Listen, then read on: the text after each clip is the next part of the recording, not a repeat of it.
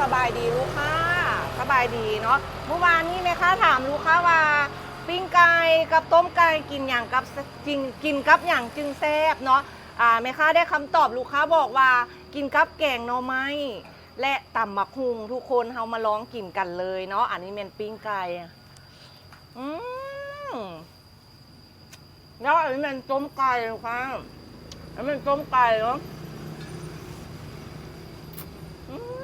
ทุกคนแล้วเขาต้องบายกับแจวอีกเนาะบายเข้ากับแจวอีกเนาะมา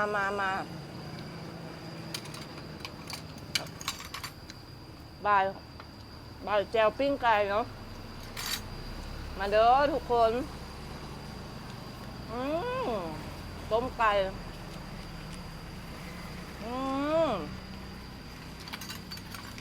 แกงหน่อไม้เนาะแกงหน่อไม้เด้อทุกคนนะเบิ่งแกงหน่อไม้กันเลยแกงหน่อไม้เนาะทุกคนแม่ค้าจัดตามที่ทุกคนบอกว่าปิ้งไก่ต้องกินกับข้าวเหนียวฮ้อนๆเนาะบายแจวต้มไก่กินกับข้าวเหนียวฮ้อนๆแล้วก็ใส่ตำบักหุ่งไปอีกเนาะ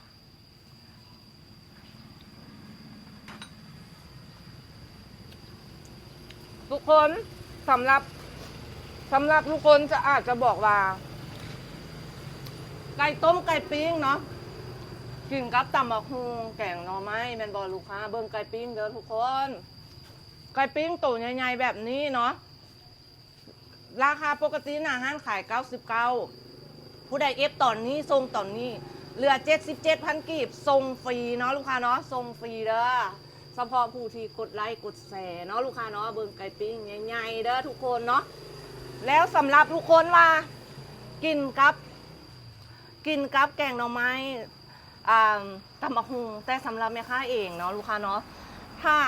กินกับอย่างกระแซบแต่ว่าโบแซบพอกินกับพ่อกับแม่เด้อผู้ใดที่ว่ายังมีพ่อมีแม่อยู่เนาะเมื่อนี้เจ้าซื้ออาหารแซ่บๆไปกินกับเพื่อนหรือยังตอบมาให้เบิ่งแน่เนาะ